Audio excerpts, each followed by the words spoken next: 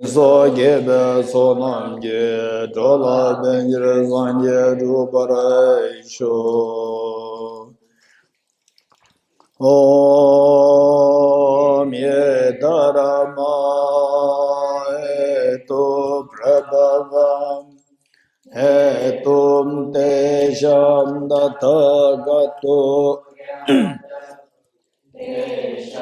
Jayo Nirodha Evam Vate Mahashramanaye Swaha Om Ye Dharma Hetu Prabhava Hetum Te Shandata Gato Yavatat Desham Chayo Vati Mahashamanaye Swaha Om Ye Dharma Eto Prabhava Hetum Te Shandata Gato Yavatat Desham Chayo Nirodha Evam Vati Mahashramanaye Swaha. All phenomena arise from causes. The causes are taught by the Tathagata. The cessation causes as well is taught by the Gracia. Okay, so what we have been studying thus far is that the... Oh, Tim, what happened? Tim, everybody pushed you down. Huh? Why did you come here? No, it's fine, it's fine, it's fine. It's fine, it's fine, it's fine, it's fine. So just don't touch. Don't touch, just ignore, don't give any attention. Then he will lie down and try to pull your attention and just yeah. Okay, just ignore, don't laugh. He or she's trying to pull your attention by dancing, anything. So don't pay any attention. Okay, just leave it like this. Okay. So what we're discussing is that finally, as the Buddha indicated, that at the time of Buddha, in the first place, in the time of Buddha, we see that there are so many problems. Just as today, we have problems of the human beings, the animals, and the world, and the problems like injustices, particularly one stronger person bullying others, and like the animals, they're totally voiceless, they have no speech, and then the human beings taking advantage of that. And there's also out of the ignorance. So we see that this is the kind of the problem that we see around, and so all these problems, and then where the family members or friends, when they're very close, again there's a problem. When they're close, separation is inevitable. During the time of separation, it's acutely painful.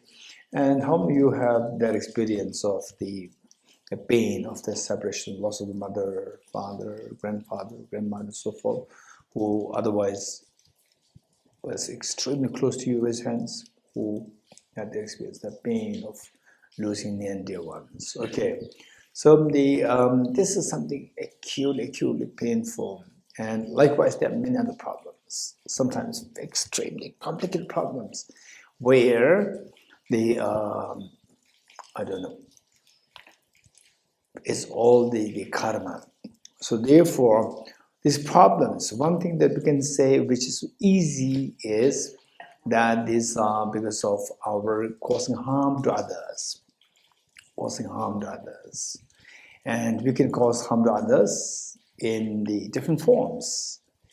In a very cunning way, in a very cruel way. This is one problem. So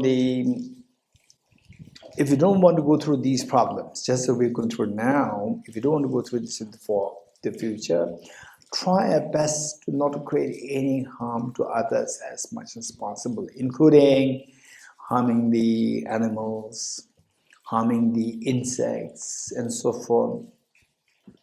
Say it's all of the ignorance. In some places, you see what is that? Mosquito lights. Mosquito lights. What is that? Like ultraviolet light, blue rays. And then the mosquitoes, mosquito flies, they just go there. And somebody designed that. And then meanwhile, you accumulate so much of negative karma and terminate someone else's life. And at the time of the termination, how much pain these creatures they have. So this is what we need to remember, and stay away from harming others as much as possible. It does not require any philosophical studies, number one. Then, say for long-term plan, let's cut the self-grasping ignorance to stop the tears for good. So this is the plan. So with this mind, say even for say the not to harm others, even that requires instructions. Otherwise, for example, the human beings, each other, not harm others, is something which all the nations, the countries, the laws they have, but harming the animals is not really there in the laws. So this is, and then because of this, the human beings think that this is our right over the animals, like the butcheries and all these things. We think that this is our right, and in some places where all these teachings were totally missing. For example, in some places, I have seen some horrible sights of harming how the animals are being killed. Terrible. So this all because of the ignorance, lacking the knowledge. So then what about these severing the self-grasping ignorance completely? Without somebody teaching you, without the instructions, very precious instructions of the Buddha, it's impossible to sever the tears of samsara completely. So with this in mind, what we are learning here is not only how to stop the act of harming others, and also we are learning how to stop the pains of the future pains completely altogether. So, and we can see that all these are beautifully presented by the Buddha in one verse, where the Buddha taught that commit no evils. Given that we don't want suffering, don't give pain to others. So, commit no evils. Accumulate as great wealth of virtues as possible. Given that you want happiness is a result of the virtues, accumulate as great wealth of virtues as possible. And how to do these things in the most effective way, not just the temporary termination, the mitigation of the problems, but how to stop them altogether. Tame your mind. These are all the expressions that are coming from the expression within your mind. For example, what is happening on the big screen is actually happening on the tiny chips. How many from any computer science? 1, 2. And our IT staff, he forgot.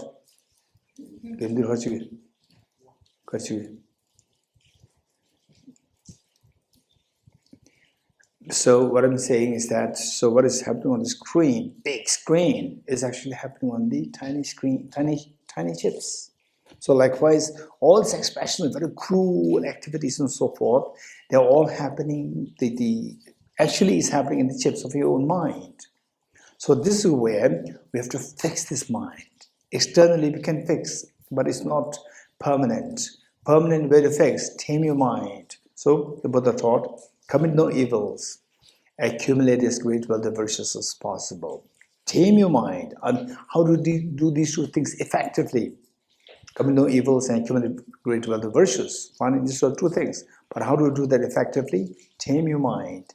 This is the teaching of the Buddha. Okay.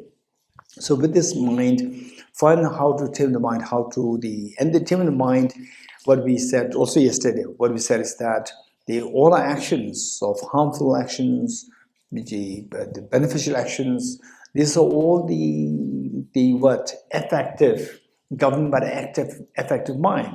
For example, say if I don't like the particular weather, then you say the weather is raining, gloomy, it's wet all the time, and then my mind feels, say, a little suffocated, unhappy. So how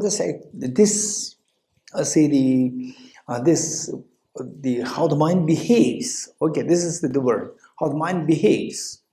This is the affective part of the mind.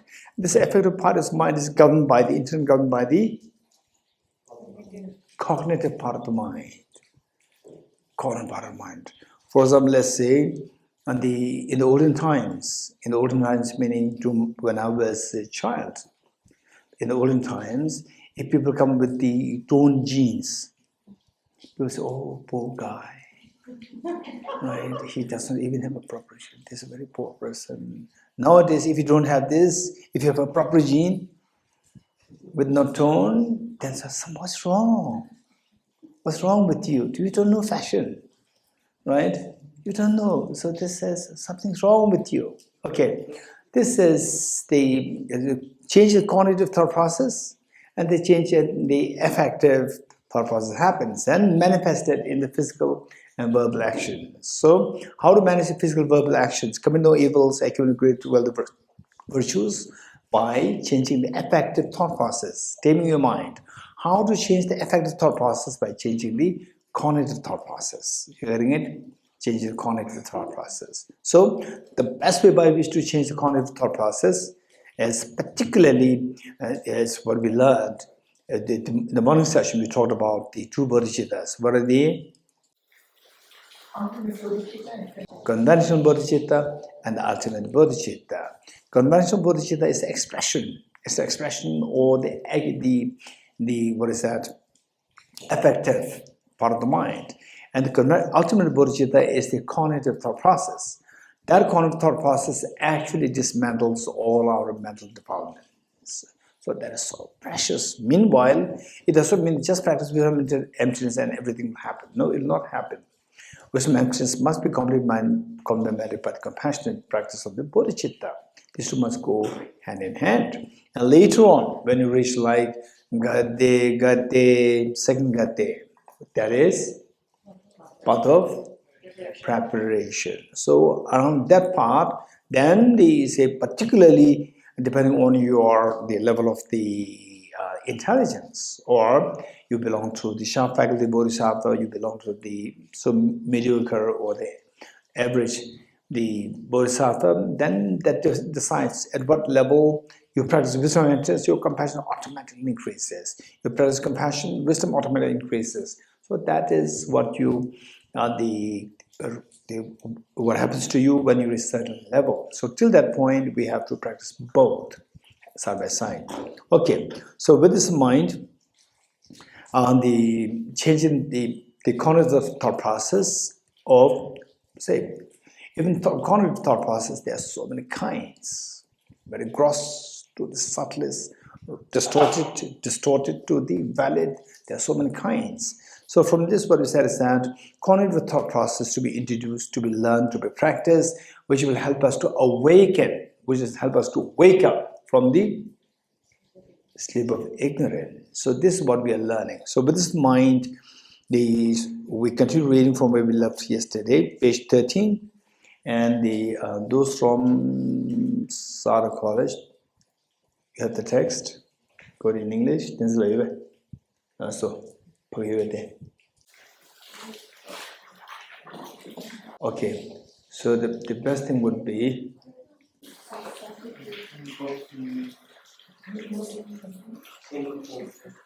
Okay, Kizun. No, I'm asking his name. I thought, I thought the Tenzin Rongyal already gave him a Tibetan name, Kechun. You know, I was amazed. Kechun is a beautiful name. Actually, she was saying Ketu. In Tibetan, Kechun. K is the learned one. Sun is the one with the integrity. Kechun, wow. Okay, you are Tenzin Kechun. So the Tenzin Rongyal gave you the name. Okay, you got it? Do Rasman. That's nice. Okay, so we are now reading this part. Okay, so those from Sara College, what we are saying is that after the first what we did is to explain about the bigger framework of the Buddhist teachings, and then we went to understand what emptiness is. So we need to wake up from the sleep of ignorance in order to stop all the tears of samsara. This is what first part. Second part is how to wake up. Then we learned about emptiness, number 2. Now is number 3, that how to fine-tune your understanding of emptiness. So the experience of emptiness should be within. And the opposite of the experience of emptiness is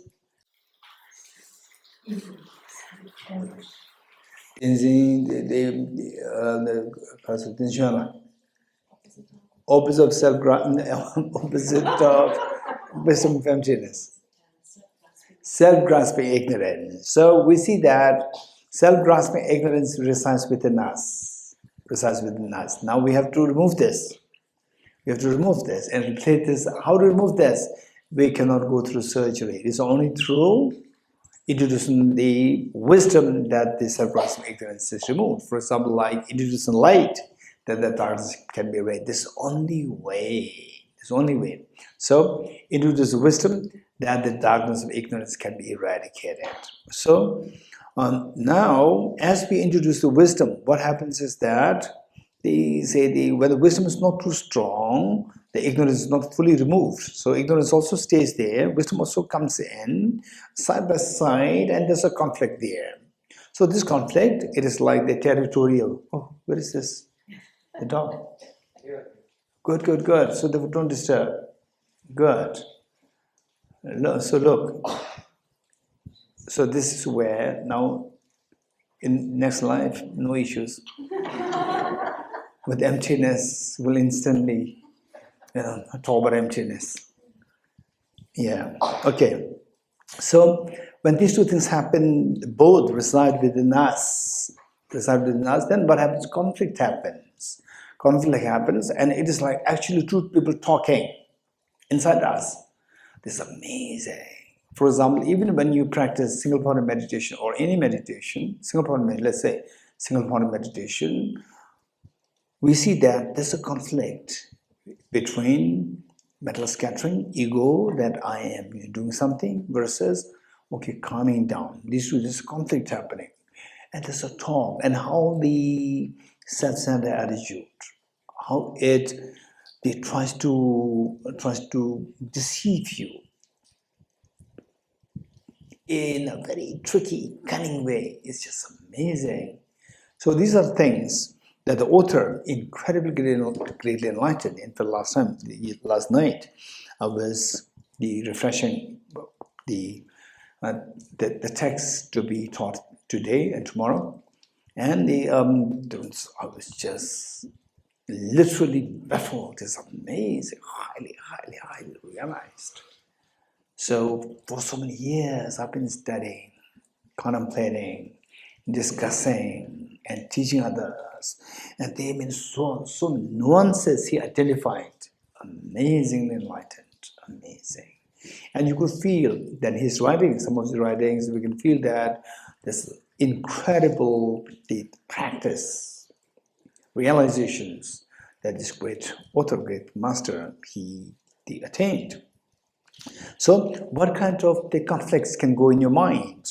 It's not about external debate, it's an internal debate going between self-grasping ignorance and the wisdom. So now the self-grasping ignorance is continuously talking. It says, okay, what we said, Yes, Daddy, just let me summarize what the self-grasping ignorance inside is telling us. We learn about these things. Oh, where is the one question that I posed is that, what is this? And you said it's water. And how do you see this water as intrinsically real, as objectively real? And some people say this is H2O, some people say this is electrons, protons, neutrons. But there are three different perceptions. If there's the intrinsically one, there should not be three different perceptions, there should be only one. And now tell me, if you as a person, you go too deep into this to see on the level of the atoms, electrons, protons, you see that the water disappears.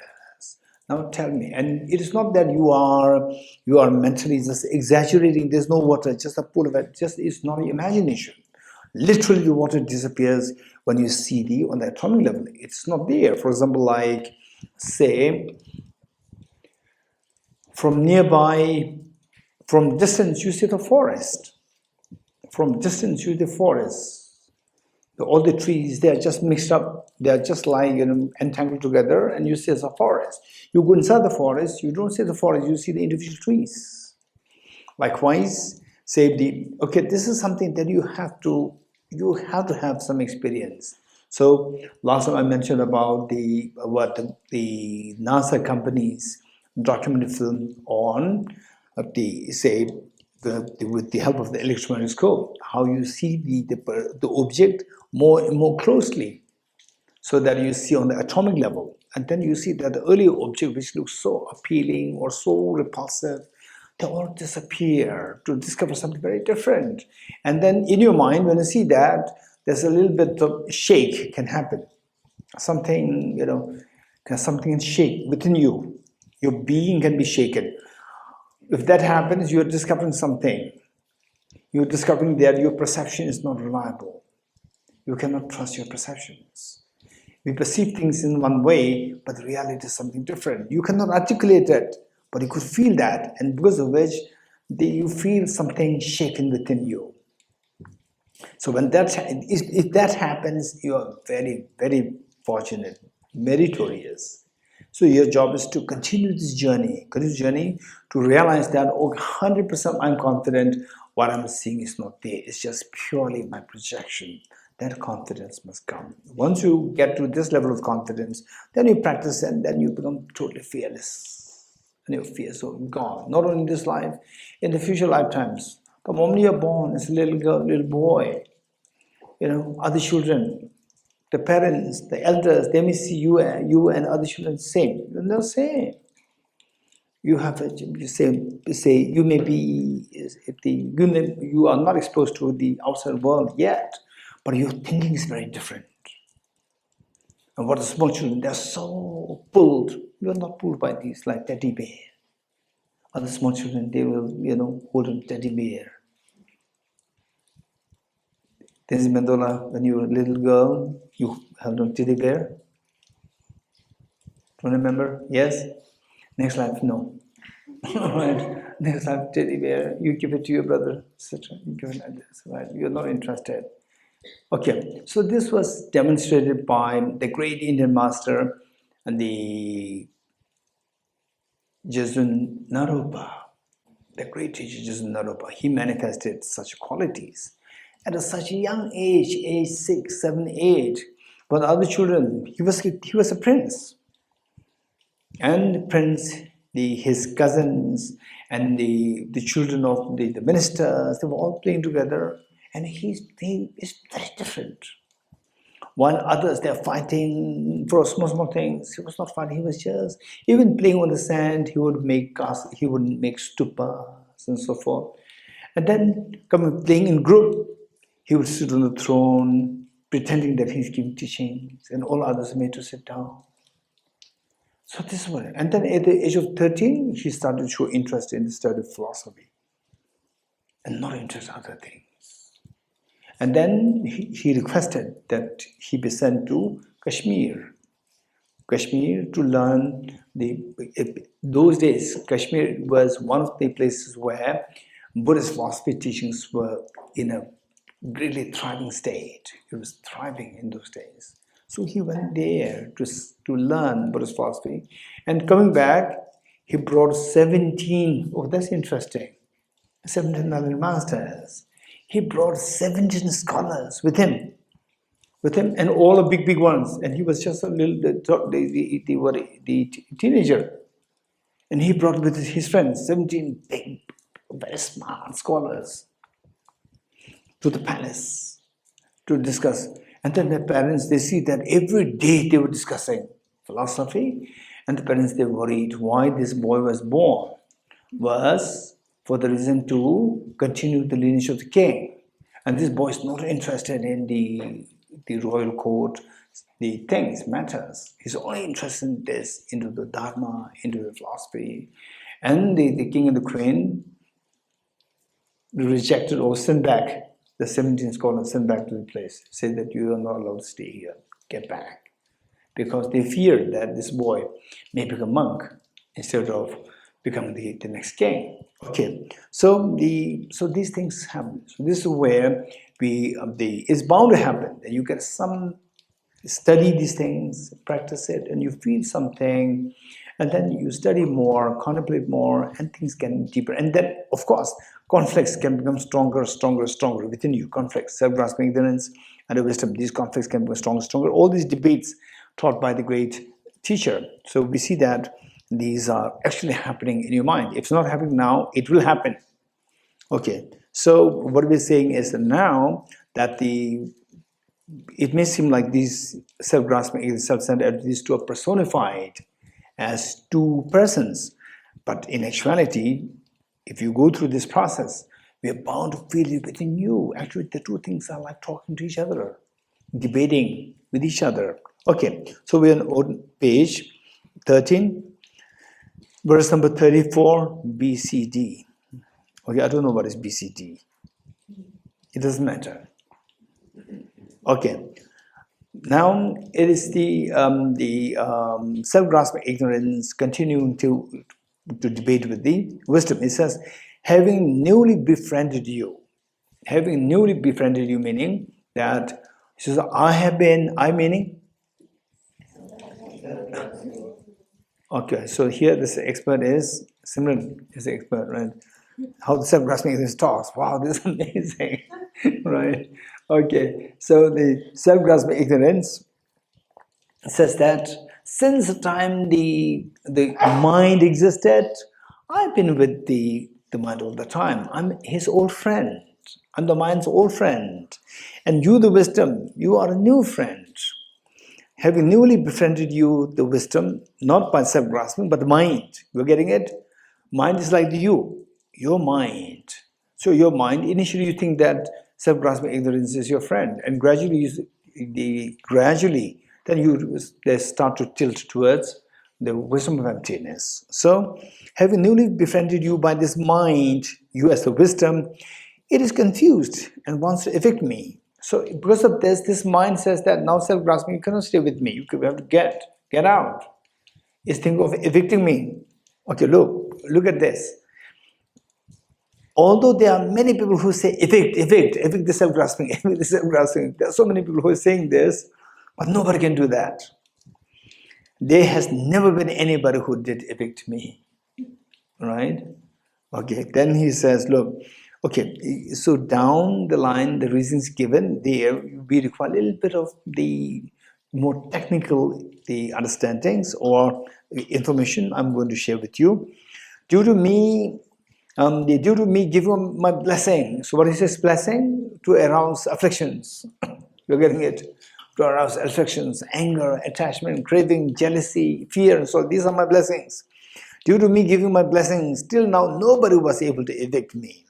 What is the reason for this? The next, I'm not reading the commentary, I'm simply reading the root text.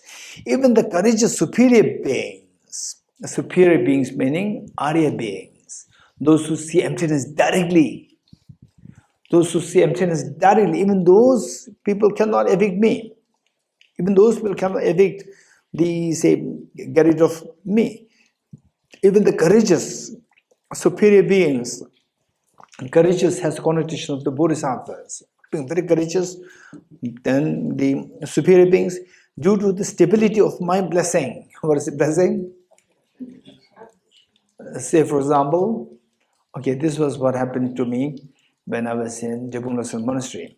I was so keen in my studies. I came up to the Dharamsala for teachings of His Holiness. Coming down, there was a stark change in the weather. Dharamsala, whether it was winter, very cold, and air also. Okay, air-wise, Dharamsala is better. Weather is very cold. Down there, suddenly within a span of 2-3 days by train, and the weather certainly is very hot, and all the monks need to have one mentor teacher. So there are 2 teachers for each monk, minimum 2 teachers. One is the mentor meaning, what do you call it? Like a father. Advisor. Not advisor. So one who takes care of you, takes care of your everyday needs, and to teach you how to how to be in the monastery, all these basic things, how the parents teach you. So you should have that teacher. We call it Kejage. And the other one is your philosophy teacher. Sometimes the 2 can be one. Oftentimes this is separate. And the philosophy teachers, you can have multiple, depending on, it's your choice. So what happened was that suddenly within 2-3 days' time, suddenly I ended up in my monastery was so hot, extremely hot.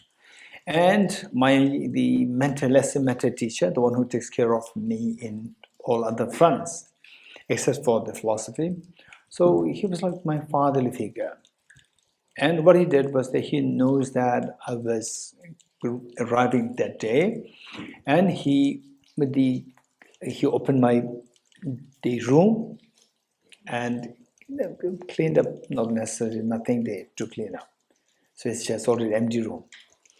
And then he opened it, doors, windows both open, so that the wind can pass by and it will become a little cool. So it was the first floor and the top floor. Then it was very hot, so hot. And then I started to do my daily studies. The next morning, early morning, like 5:30, 6, I could hear some monks doing the memorization practice. And of course they read it loud. The mind is mistaken if it thinks this sound. I could hear that, and I don't have the energy. I don't have the energy even to get up. I didn't know that I was sick. And by 6 o'clock, I forced myself to get up, and still so fatigued, weak. And then I started to do the prayers. Oh, impossible to study. Even the prayers is also very difficult. And I thought, what happened? It may be because of weather that I feel, is soft. But if I say it's the weather, then how come that these other monks, they are, so happily memorizing the text loudly? And then I was lying down and trying to think of emptiness, Bodhisattva, and so forth, because I couldn't study. So I was just making sure the time is not wasted. Think of emptiness, Bodhisattva, and so forth. So there was even that I couldn't do, because my mind was so happy. And then the more I think about it, my illness increases. I couldn't do that. I felt so scared. Oh, it's very dangerous that if I had to die like this, where you cannot think of virtues. The moment you think of virtues, your pain increases. It's very scary. So, then what I'm saying is that, look, so it's all related to self-grasping, self-centered attitude. Even the pain is felt. When you feel the pain, so self-centered attitude is involved. If the self-centered attitude is not there, mentally you will not feel the pain. Physically you will feel the pain, but mentally you will not feel the pain. But mentally I feel the pain. So this was an acute problem. So they are self-grasping and self-centered. And then the low, I'm thinking of emptiness, which means I'm trying to get rid of the self-grasping ignorance. But self-grasping, no, you cannot get me out, because you think about emptiness and your health will go down. you will have more pain. Yes, the pain increases. So self-centered, I have to say, wisdom emptiness, please get away. When wisdom emptiness goes away, then self-grasping stays in me. Wow, that's amazing. And then my mentor teacher, he is very humorous. So what he said that, Geshe, no, I was not a Geshe. He said, Gen. Gen means senior one. So he is extremely amazing. If you are with him, you will feel just so happy to be with him. This is his personality. Extremely gentle, kind. And he said, Gen, I deliberately kept your doors and windows open to let the air pass by to cool the room down. And when the mosquitoes, the moment I opened the windows, mosquitoes all went in that direction. In that direction. So as though like mosquitoes, they have a proper plan. The moment the windows open, they run down. So this is his style of talking. It's very humorous. Okay, it's just little digression. So here it says, even the courageous superior beings, Arya Bodhisattvas, due to the stability of my blessing meaning self-grasping ignorance and all the what? Okay, self-grasping ignorance gives rise to what? Good, okay, lucky. Okay, so tell me, self-grasping, so blessings, now you know, look, these is blessings, but you know technically what it means. Self-grasping ignorance gives rise to inappropriate attention. Then, after gross afflictions, attachment, anger, jealousy, craving, fear. Fear is not affliction, keep this in mind. Fear is not affliction. And if somebody wants to know this, you ask me later. Okay, say what? Self-grasping ignorance gives rise to its blessings like inappropriate attention, gross afflictions, contaminated karmas, and then the miseries, right? Particularly emotional speaking, the inappropriate tension and the contaminated karmas, and the afflictions, cross afflictions, and the contaminated karmas. These are the blessings. Okay, so let's see. Due to the stability of my blessings, have me for company up to the seventh ground. Okay, let's see. The Bodhisattvas, Gate Gate, Paragate, Parasambhade, Bodhisoha. Okay, 5 parts. Of these 5 parts, the first 2 are known as the path of the ordinary beings. Gate Gate. What's the first one? First Gate, path of accumulation. What is the second Gate? Path of preparation. Third path of seeing. Fourth one, path of meditation. Fifth one, path of lena. Let me repeat it. The first one, the gate is path of accumulation. Second gate is path of preparation. Third gate is path of seeing. Fourth gate is path of meditation. Then finally, path of no more learning. Okay. Anybody who can say this by heart? Aditi, what are they? Tell me. Path of accumulation, path of preparation, path of healing, path of meditation, path of knowledge. Okay, good, thank you. Okay, so now we're talking about the seventh ground. So let's say the first two are known as the path of ordinary beings. Ordinary beings meaning, okay, ordinary as opposed to Arya beings. Ordinary beings and Arya beings. What's the demarcation? Anybody? What's the demarcation? Anybody? What's the demarcation between, what is the demarcation between these two? So he thinks that by putting in robes, your ground will increase. So therefore he put this shore. Okay, listen. Okay, Aditi. Higher beings have seen the heart, have seen every other. Higher beings see every other. Very good. Okay, are anybody, whether you're girl, boy, monks, nuns, lay people, it doesn't matter. Anybody who sees emptiness directly, you become an Arya being, superior being. It's not the robes. You're getting it? So focus on emptiness and bodhicitta to change your mind. Okay, so anybody who sees emptiness directly, for example,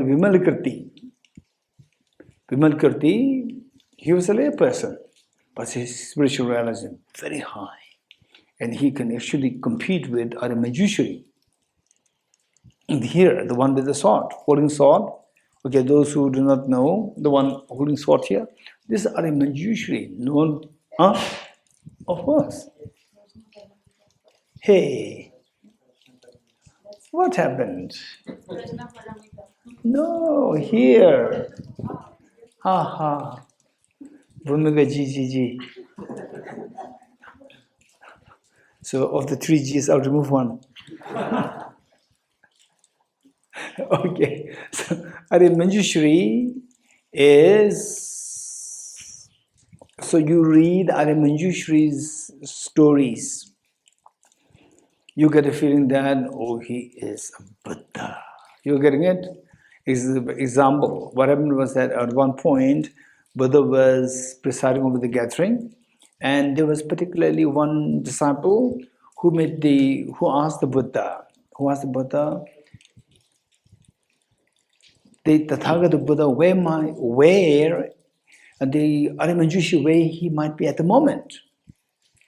One disciple asked the Buddha, and the Buddha instantly said that he is in such and such world system. And that disciple asked the Buddha if he can request him to come here. And the Buddha said yes. And in that world system, there was another Buddha, and Manjushri was attending teaching there. And then all the parasols and all these indicated lights, they were all coming out in that world system. And the people around there were so amused. What are these lights? And that Buddha told Manjushri that on the planet Earth, this world system's away. There's a Buddha Shakyamuni, and he wants you to be there. He's calling you. These are the indications that you should be there. So then Manjushri made prostration to that Buddha, and then he disappeared. And where the Buddha Shakyamuni is the dwelling, again it was filled with lights. And the disciples asked the Buddha, what is these lights? And the Buddha said that Manjushri came. And then Buddha asked Manjushri to manifest your full form. Then he manifested, sat down and made prostration to Buddha. And then the disciple requested the Buddha, maybe request teachings from Manjushri. And the Buddha said that yes, made the request directly. And Manjushri, seeking the permission of the Buddha, then started to give the teachings. So these amazing things are there. And Vimalkirti was challenging Manjushri. You're getting a debating with him, debating Manjushri. The Buddha in Tantra system, Manjushri is taken as a Buddha of wisdom. And in Sutra system, Manjushri is taken as the Buddha, or the Bodhisattva of the wisdom, 10 ground. So, Vimalkirti, for example, he was debating with Manjushri on emptiness. I don't know what kind of debates are going there on a very high level. So, in very nuanced, very sophisticated, subtle points. So it says, even the courageous superior beings, due to the stability of my blessing, like the afflictions, have me for company up to the 7th ground. That is, Gate, these two are known as the path of the ordinary beings. Then Paragate, Parasamgate, Bodhiswaha.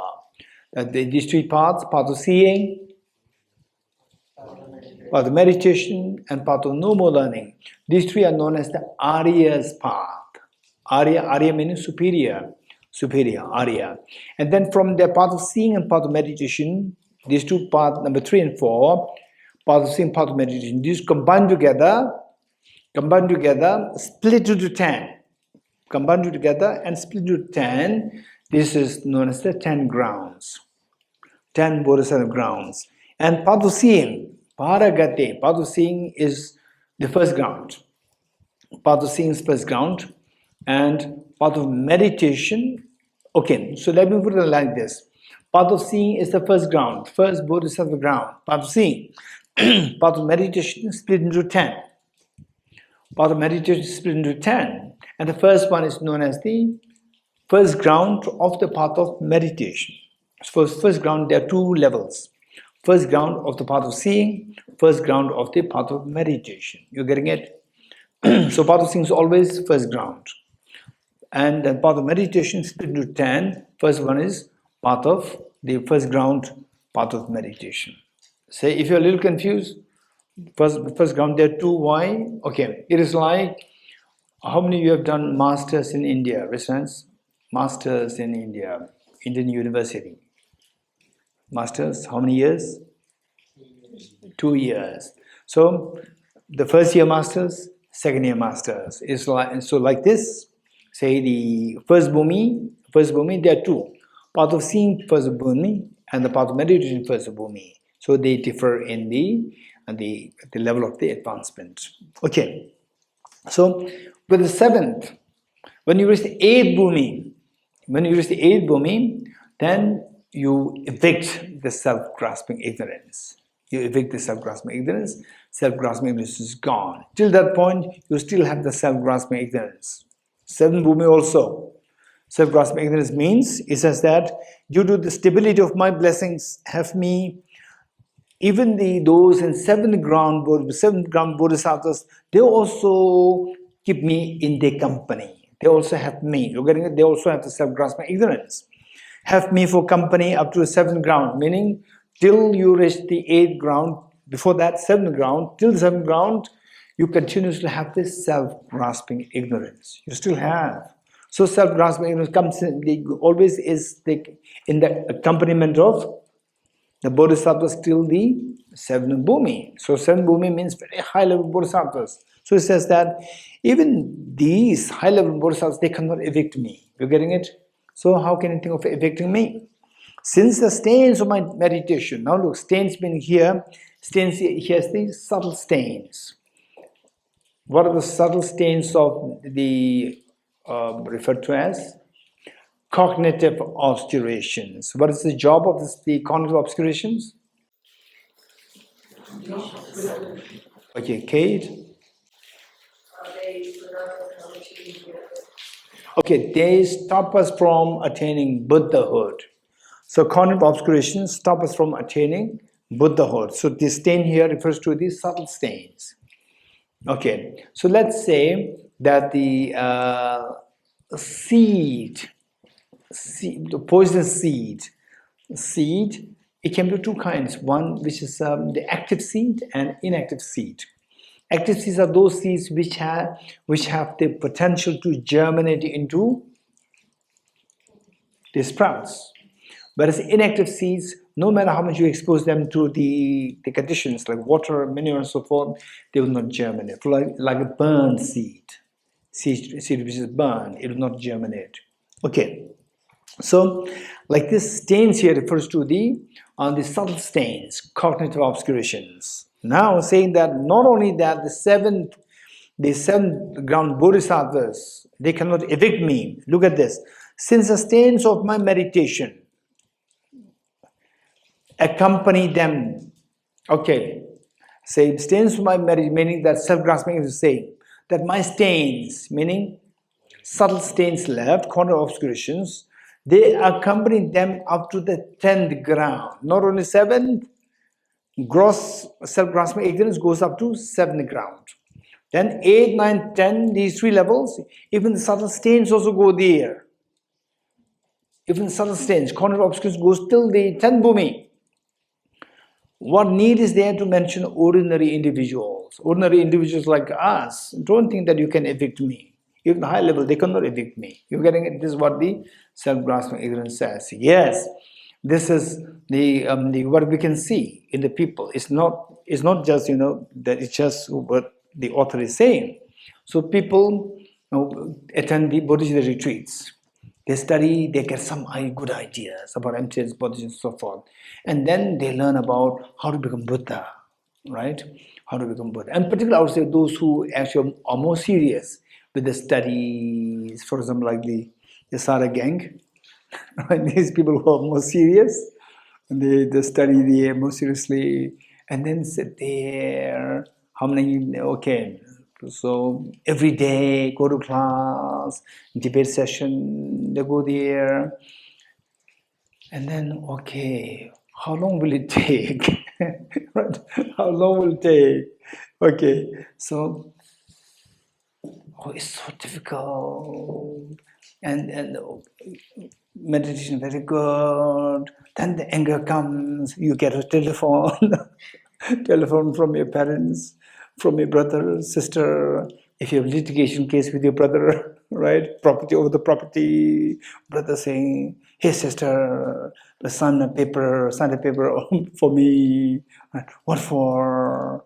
Right? And I'll give you this amount of money. You sign the paper. And no, then anger rises, fight happens, right? And you and Sarah, and these things, and then anger, and it's so intense, so strong, and then you can't focus on the studies. You go to the class, but nothing's going there. Your mind is after your litigation case, your brother, sister litigation cases. And then you meet your teacher, sir. It's so difficult, right? Affliction is so powerful. Anger is so powerful. Usually I'm more calm. Now I don't know. My conflict with my brother, with my sister, my cousins, it's become so strong. Look, this is reality. So this is reality. It says that no, the ordinary people cannot manage to evict me. Okay, don't give up. This is the answer. Don't give up. His Holiness the Dalai Lama always says that self-grasping ignorance, we are so used to this for innumerable lifetimes. Wisdom and emptiness is what we're cultivating. It's not strong. But we can say that, for example, if there are two people, one who has been in one locality A, for the last 30 years, and another person who newly come and they're fighting, and most likely who's going to win? The previous one, the one who has been the longer duration of time, this person will win. So self-grasping has been with us for so long, and wisdom is it's newly coming. So who will win? His Holiness says that if you put effort, the wisdom will win. Because that although the other side, the ignorance, self-grasping ignorance is so intense, strong, and for a long time, but it does not have the support of the valid cognition. It does not have the support of the valid cognition. Whereas the virtues, they have the support of the valid cognition. For example, it is like, say you are a good person and a bad person is occupying the territory. And you say the bad person has been occupying territory for the last 20 years, 30 years. And actually it's your territory. And you're going there. So if you have an incredibly powerful support of the president, prime minister, king, queen, and so forth, you can easily evict the other person. So you have the support, the virtue has the support of the valid cognition. In Tibetan, tsema. In Tibetan, it is tsema. It's the support of the tsema, or the valid cognition. Valid cognition means a mind whose apprehensible object tallies with the reality. So that is valid cognition in a loose sense. But self-grasping ignorance, however long it has been with us, but it has no support of the valid cognition. Therefore, it can be evicted very easily. Okay. So these are actually what is happening in mind. When this happens, if you remember what the author said there, you will see, oh, now I remember. I'm on the verge to give up. But this is what the author already told. That this is what is going to happen. It's happening to me now. So therefore, author said that all the warnings are given. All the warnings are given. We should not be giving up. So he taught he gave us the further explanations, how to get over this. And now I'm going through this. I should not give up the way the author advised. So I'll also continue. Okay.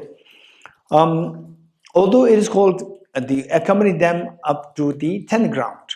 What need is there to mention ordinary individuals? Although it is called wisdom, it exists merely adventitiously. Wisdom meaning, say you study emptiness, and when you're in group, you discuss about emptiness, you're in short-term Thosamling retreat, again you get the chance to do some emptiness, good. And then the moment you go to your respective places, again you're busy with your daily chores or your job, which demands like 8 hours, 9 hours, and by the time you reach home in the evening, you're already very exhausted, tired, no time for emptiness. Even if you do that, instantly you fall asleep because you're already exhausted. So, see, the wisdom of emptiness is very temporary. It comes and goes, comes and goes. So it says, it exists merely adventitiously. Adventitious meaning, comes, goes, it's not permanently there. And it's very true. Many people again say the same thing, that after the retreats, when they retreat, they feel that, wow, this is amazing.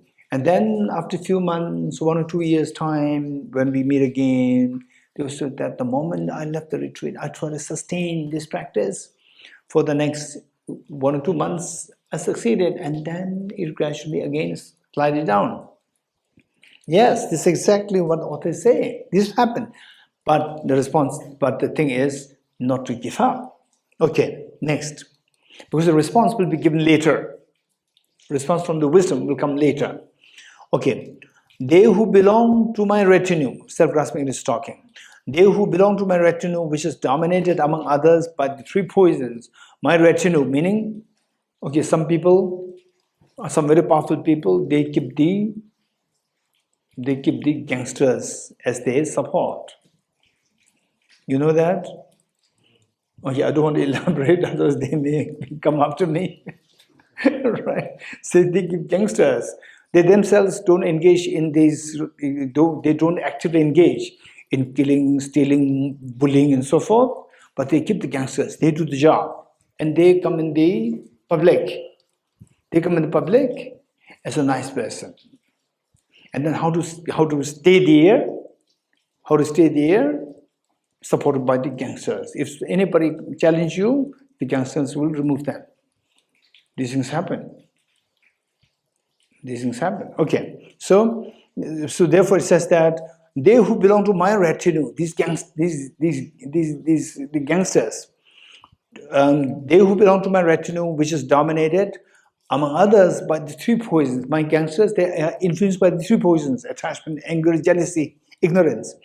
Jealousy, miserliness, pretension, dishonesty, conceit, the 62 corrupt views, wrong views, pride, laziness, non-conscientiousness, and others, such as great desire, I send them out continuously. Right? Self-grasping is saying that I send them.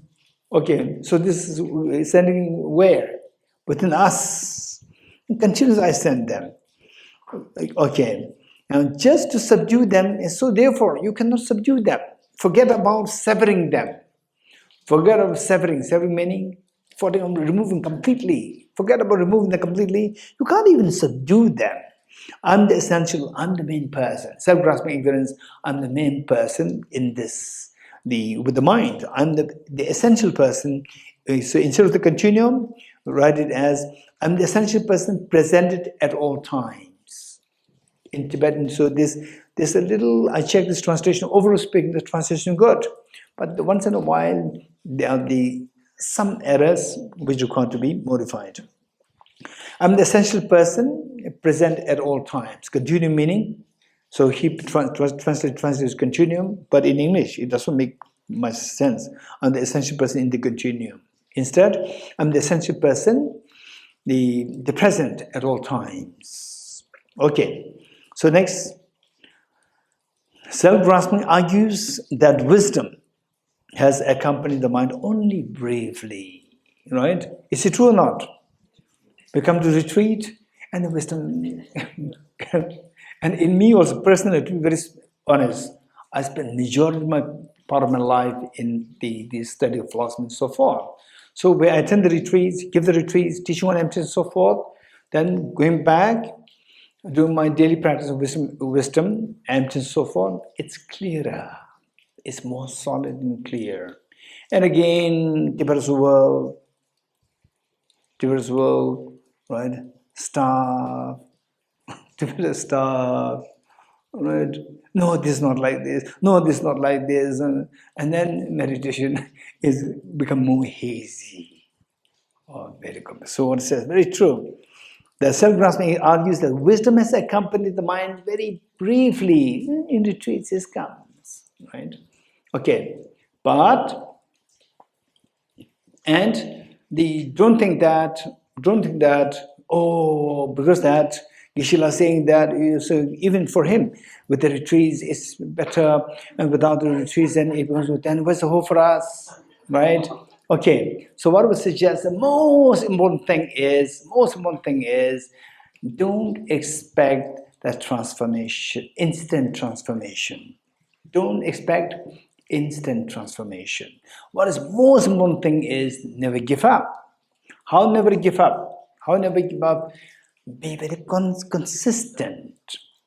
Don't focus too much on the quality. You getting it?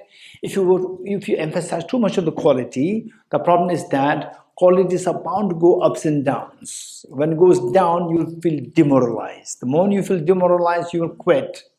That is the greatest of the failure. So our job is that keep in mind that this journey is not an easy journey. It's a very exciting journey. It's a very extremely beautiful journey. But of course, it has a lot of obstacles in the way. So make sure that you are in the good company, good support system, good company, right? Good company where who likes the Dharma, who likes to be who are compassionate, and who likes to spend more time in Dharma and not involved in unnecessary jealousy, judgment, and so judgmental and so forth. Stay from these. And who is very empathetic, who wants to learn, who wants to grow, who wants to support. Be with these people more. Be around these people. Okay, this is one thing. From your side, no matter what, always don't lose contact with this Dharma studies, contemplation, meditation. Don't lose the contact. Always keep in touch with this. And sometimes the experience can go down, some can go up. So it doesn't matter. Don't worry when it goes down. Don't feel demoralized. Remember that, oh, this is what he's saying. This is what the author, more important, the author said it.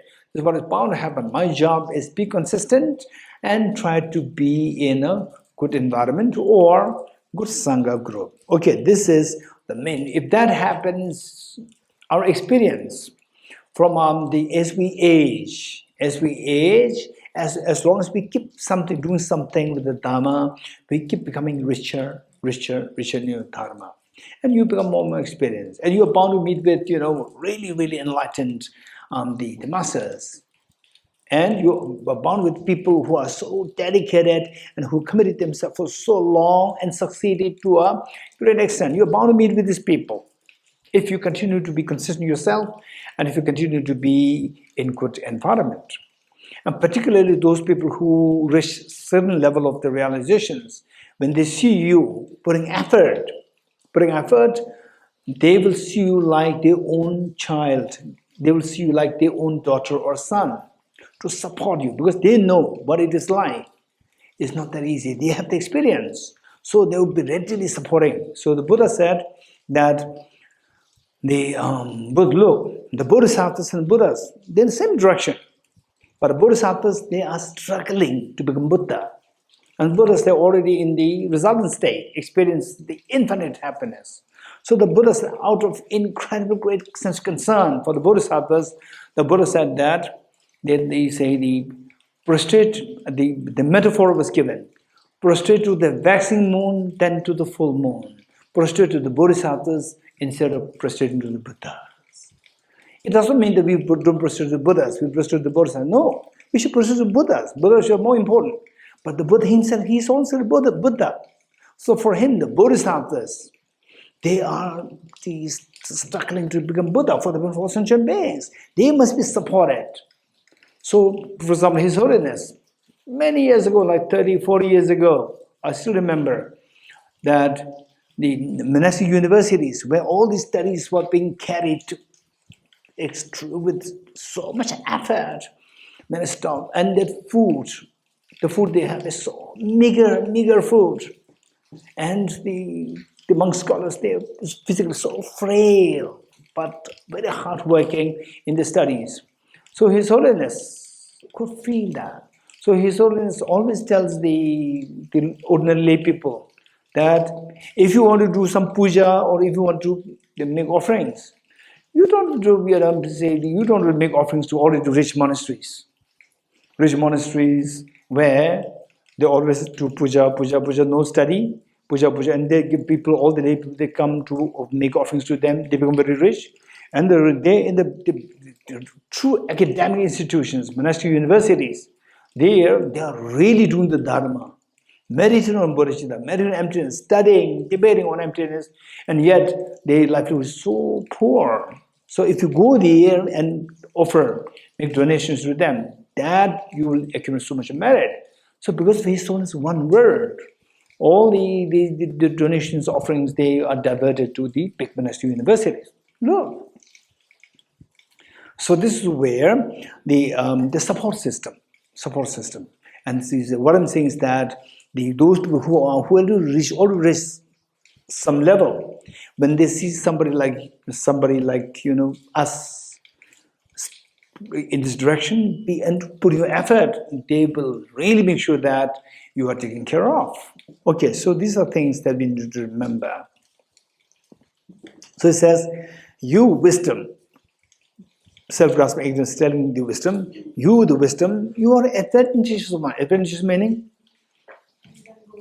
Comes and goes. You are not permanent. You come and go. If someone goes, then it's you, your kind meaning? Like you who should be going, not me. I'm a permanent resident. Right? How many of you, the self-grasping ignorance says that I'm a permanent resident of you? Right. So self-grasping is telling us that I'm your permanent resident. This guy, wisdom, this is apprentice resident. If somebody should go, let him go. Okay. And the last line, the analogy of the earth and fireplace toast due to quarrel, and the later generated horn is wonderful. Okay, this example, I never heard about this before. Studying this example there, and I checked it. In Tibet, usually, I would say this is a culture in any way, in the world, everywhere in the world. But now the modern culture, I don't know, modern young people, they don't really get the cultural stories, anecdotes, they don't get it. So to my time, whatever the elders they have acquired, like stories and so forth, they're all passed down. Somehow the younger ones will get almost everything.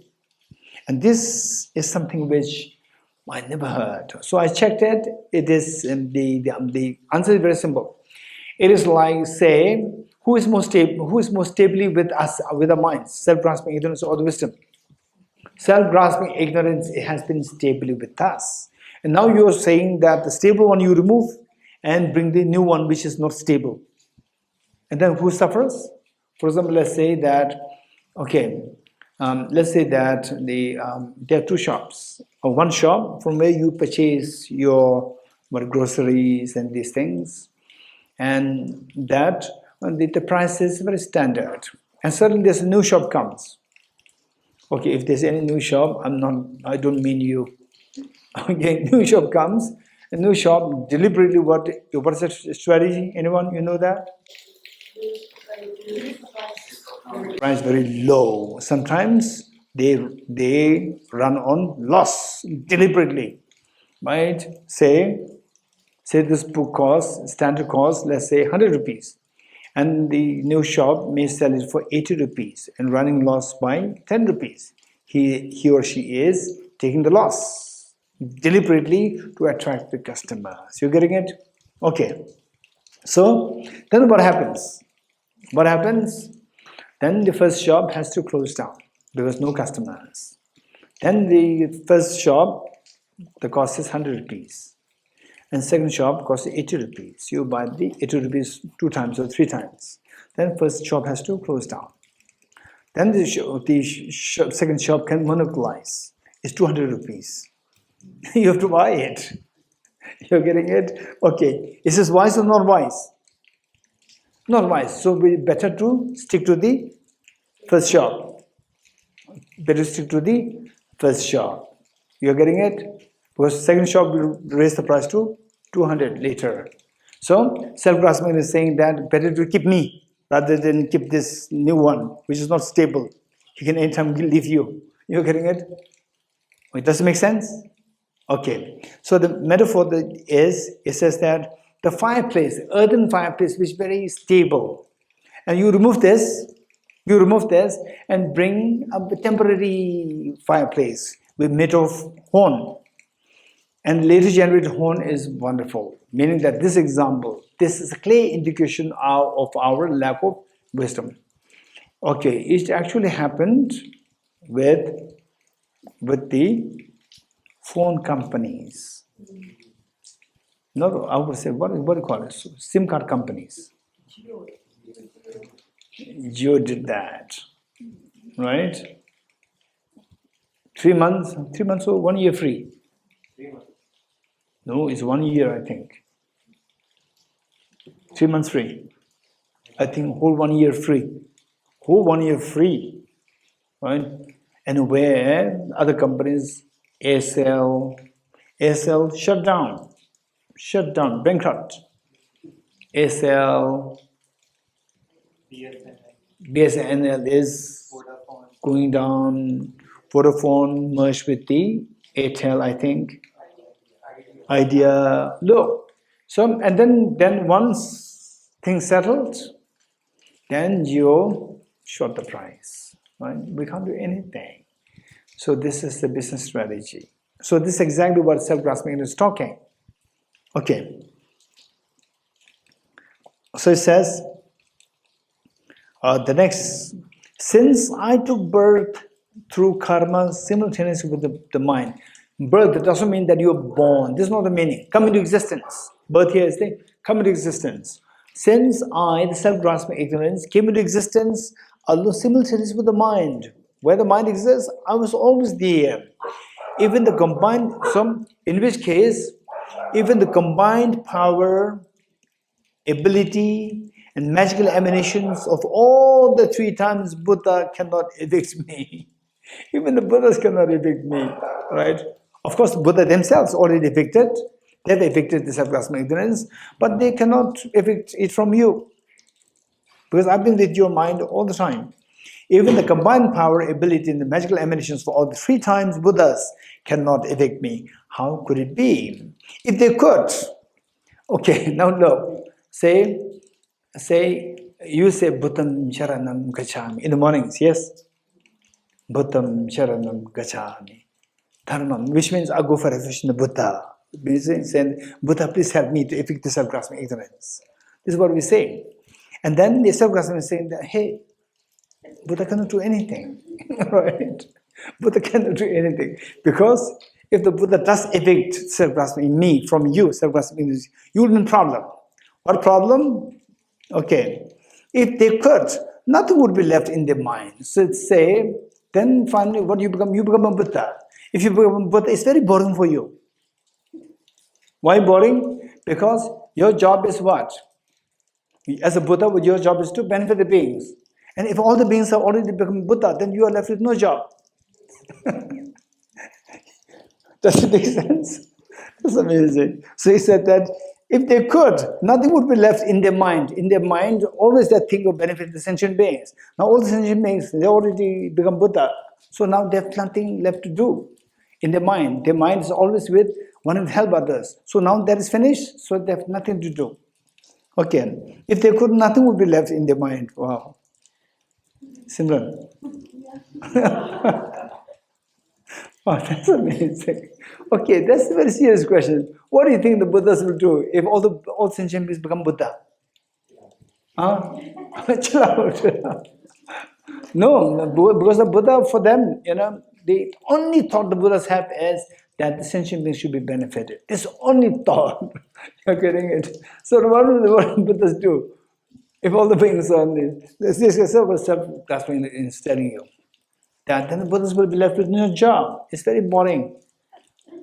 So if I'm there, then the Buddhas will have something to do. Right? Okay. Everybody was busy. Busy, yes. That's amazing. Oh, what do you think? What will the Buddha do then?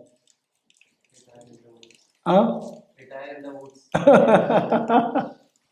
Okay, don't worry. The Buddha, what will the Buddha do? If everybody becomes Buddha, is that Buddha is saying 24/7 in the experience of fearlessness and in the experience of infinite happiness. 24/7. Whether the sensations are there or not there, it doesn't matter. You're getting it? First, when you say Buddham Sharanam Gacchami, why did you say Buddham Sharanam Gacchami? Why? Please help me. What? To evict my self-grasping ignorance. Why? Because that I'm going through pains. I want to stop the pains. Please give me bodhicitta to expand my happiness. So these are two goals. And when you become Buddha, whether the sensations are there or not, these two goals are always there with you. These two goals accomplished. So this is reality, that the serving the sentient beings, this is happening in parallel with what they experience as the fearlessness and infinite happiness. So what the self-grasping ignorance is doing here, what it's saying is to trick us, to demoralize us. When you become Buddha, what will you do? It's very boring. And then you say, yeah, that's true.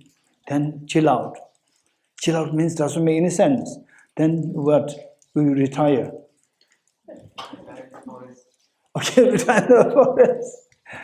Why retire in the forest? In the forest is better? In the beginning, when he attained the enlightenment, he said that people cannot fathom my teaching, so I will rather retire in the woods. Yes, so? That's why he just started. No, you tell me. Why forest better than Delhi? More peaceful. Oh, more peaceful. Why? Delhi is disturbing. Why disturbing? Complicated people are there. Traffic. Traffic, no traffic, because people don't require traffic. They all become enlightened. Okay, so this is our small children's talk. You're getting it? What will the Buddha do? This is our small children's worry.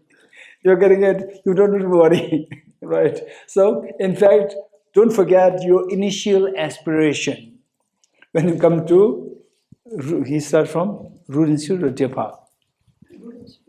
Kizun started from Root Institute. So when Pedro was there, right? When Pedro was the director.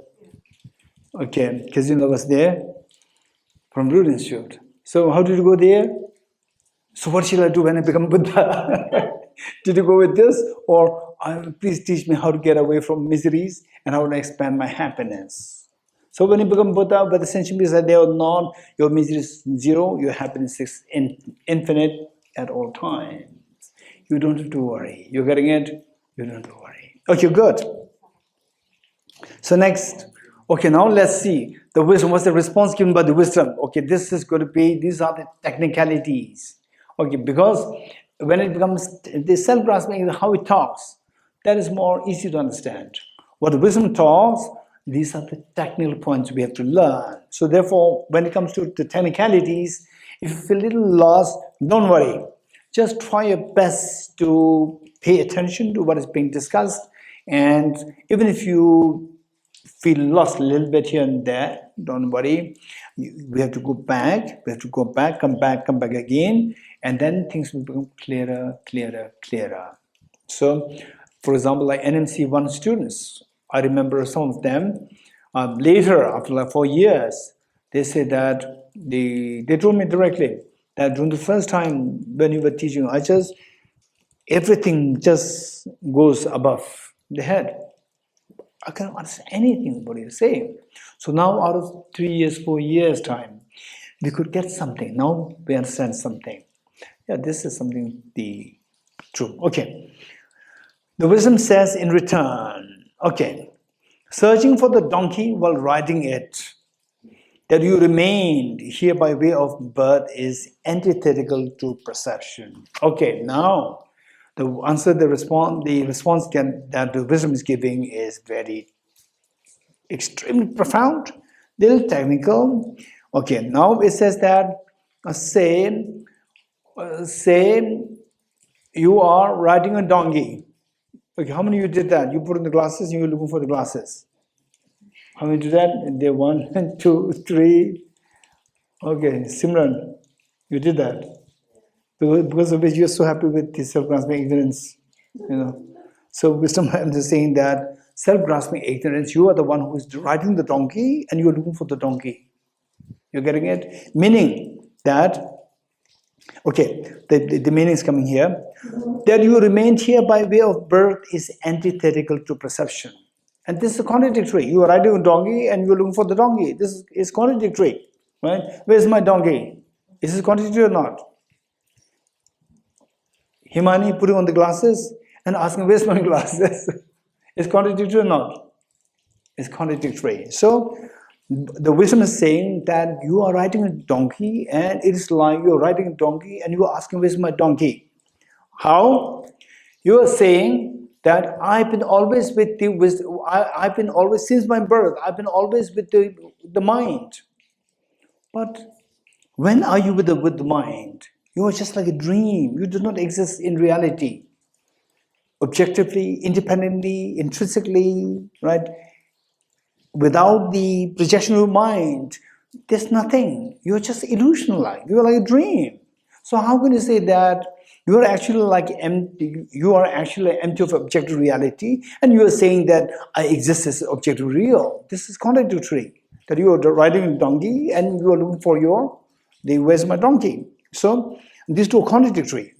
That you remained here by way of birth, that you are with the mind all the time, since the time of your existence with the birth is antithetical. Antithetical meaning which is that in opposition to the perception of the reality. Perception means perception of reality. In reality, this is not the case. In reality, there's nothing objectively existing. There's nothing objectively staying with the mind. If the mind does not exist objectively, and you existing with the mind is just like illusion, it's like a dream, perception of reality. Sentient beings have been primordial Buddhas. All the sentient beings, however destructive, however hopeless they are actually primordial Buddhas. They're all primordial Buddhas, meaning that true nature of the mind is so pure. The purest of the mind is known as Buddhas. So this pure nature of the mind existed since when? Since primordially. So all the sentient beings, their true nature is primordially Buddha. True nature is without you. The true nature of the sentient beings is without the self-grasping ignorance. The moment self-grasping ignorance comes, it's impure. But the true nature has been always pure. This is amazing. Yes. So when this is the concept of the Buddha nature. When we get some understanding of the Buddha nature, oh, Buddha nature is with everyone, with me also, then you will never feel loss of hope. Sometimes we feel loss of hope. But when we go through, with studies or with the mundane worldly situations where you end up in the problems. And then you seek help from person A, says sorry, person B, sorry, person C, sorry. And then nobody is there to help, and you feel so helpless. Even with the studies, you don't understand anything. And then they say, you cannot go to ask, say Albert Einstein. You cannot go to ask His Holiness. So, and then you feel so helpless. Because His Holiness, there are millions of people who want His Holiness. And you are not the only person. So therefore, you remain so helpless. Okay, so this is what is bound to happen. Under such situation, if you have a sense of Buddha nature, I too have a Buddha nature, you will never feel hopelessness or lost. You will never feel hopelessness. Okay, this is very important. In fact, I personally, in my life, I would say that this concept of Buddha nature. So I learned it in my 20s. I learned it. Okay, Kizun, how old are you? Kizun, huh? 35. 35. He looks like 16. Okay. Okay, let's say that I learned, hey, Damdul, how old are you? 21. Okay. I was around her age, 21, that I learned about all these things, Buddha nature and so forth. The real condition came to me when I was in my late 20s. Two things happened. One was my classmate, and another was the housemate. The whole monastery divided into Kamsen. So these people, they know. Kamsen. And in my Kamsen, there's one monk. And I saw the first, so he was coming to debate in the debate courtyard, and in the group debate also. He always stand up to take part in the debate. And all the questions which he used to ask, they're all rubbish questions. Very shallow questions, totally inconsistent questions. On all the monks around, they feel so bored. But he never gave up.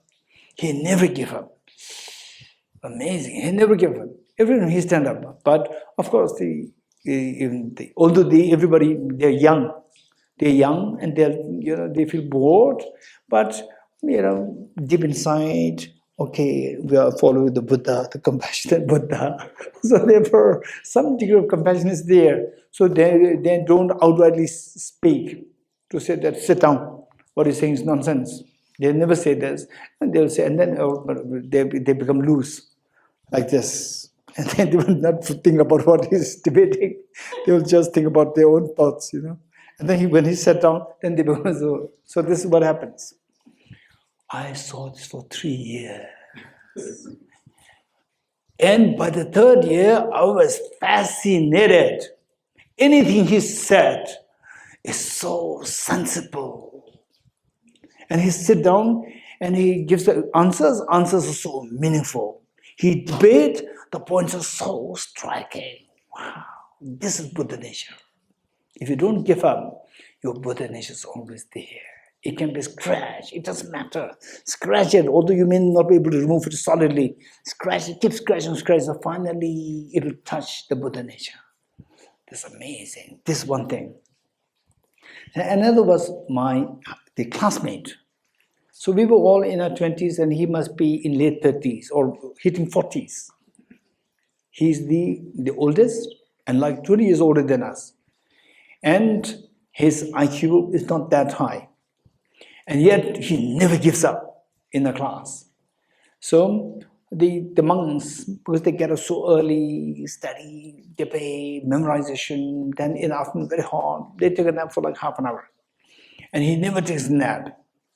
And he would, already in 40s, still he was memorizing text like small child. And the others said, and then in the class he would doze off. Others said, no, hey, Venerable, you in the night, in the daybreak, you just take a nap for like 10-15 minutes. He said, no, I could not do that. I'm not as young as my classmates. They can, but they are very fresh. They are very young. They have a fresh mind. If I sleep like them, I'll be even more. What do you call it? Lag behind. So therefore, this is how he was struggling. And one time, he debated the two of us. We were the partners. One time in the debate, and he on the middle of it, on emptiness.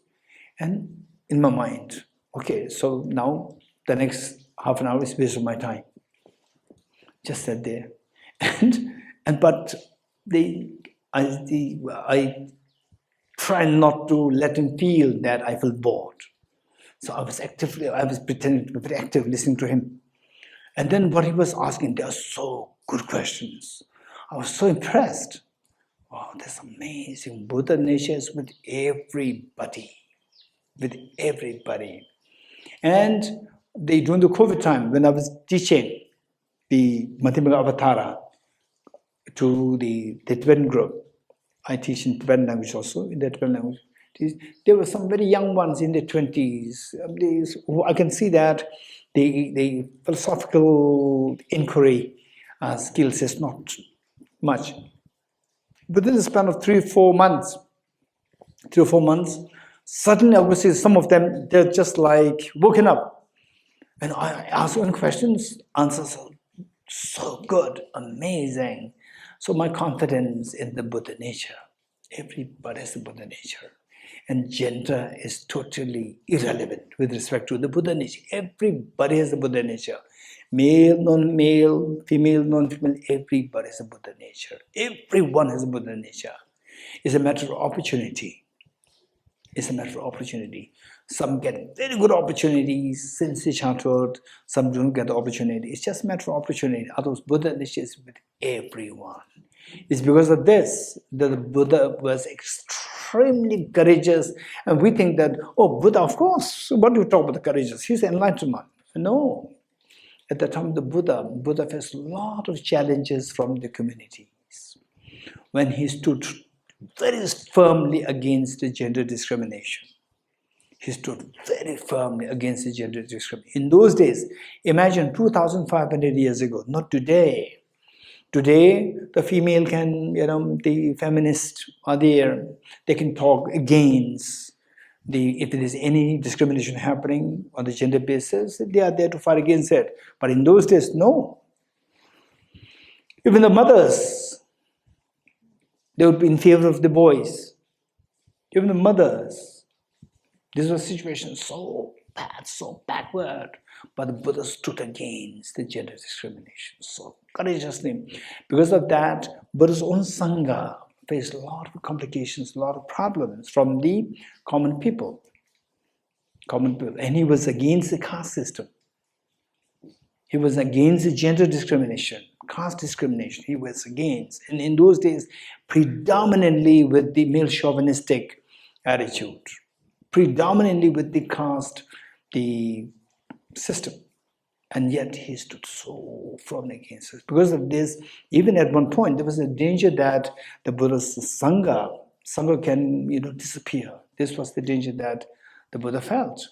The situation was so dire that people, they don't send their children to the Buddha's Sangha. Because that, they are the people from low caste, my child will go there, they will eat with them, and it will defile our, the lineage and so forth. So therefore, what the Buddha did was that, well, look, these are the realities. We see the Buddha as enlightened. Yes, of course he's enlightened, but his enlightened deeds are with the ordinary people. Ordinary people who are drenched in the gender discrimination, with the caste discrimination, so forth. So these people are to be benefited. So the Buddha came there, and these people, how they behave. So therefore, at one point, the Buddha deliberately made the family members, particularly the monk family members, the male family members, to join the order. Male family members, so they are from the so-called high class, royal family, more and more there. So therefore, even the people, they felt happy to send their children there because there are many the boys from the high class. Okay, let's stop here. Buddha Shakyamuni chant, Buddha Shakyamuni prayer chant. Okay, if the Tenzil, you know this Buddha Shakyamuni chant, Tenzil, you know that. Okay, this Sarah College once you know that. Tenzil Mendola Shingiwe. Tabge Tuje. Okay. Okay, we'll recite this together. Tabge Tuje Shage So shenge meto dege ponjomba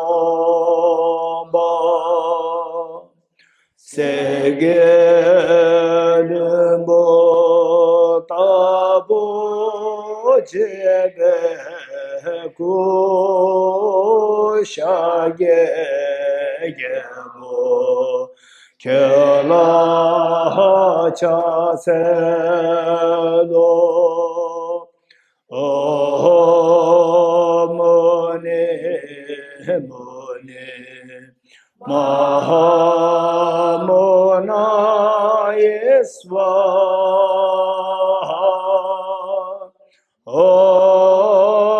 mone mone Mahamona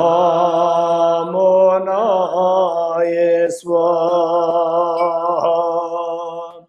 Tage tuje shageri so tron shenge Ege bonjomba Sege limbo tabo jebe ku shage gebo kela cha se lo mone mone Mahamona Yeswa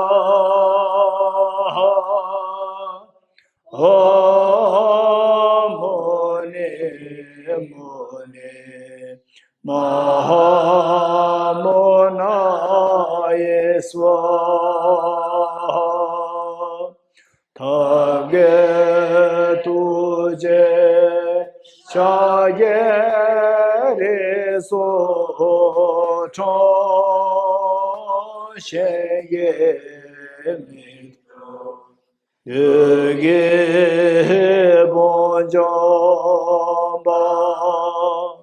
Sege lumbo tabo jebe ku shage gebo kela cha se lo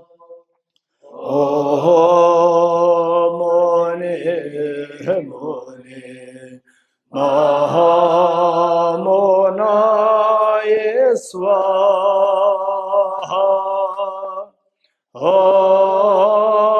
mone mone mahamona yeswa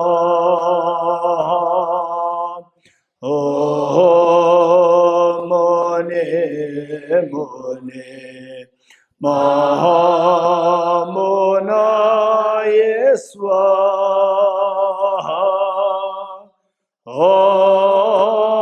mone mone mahamona yeswa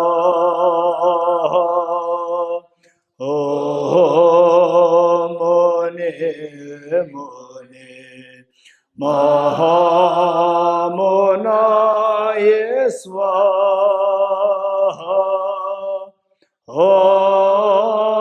mone mone mahamona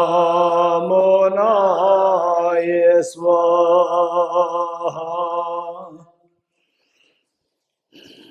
all the three processes together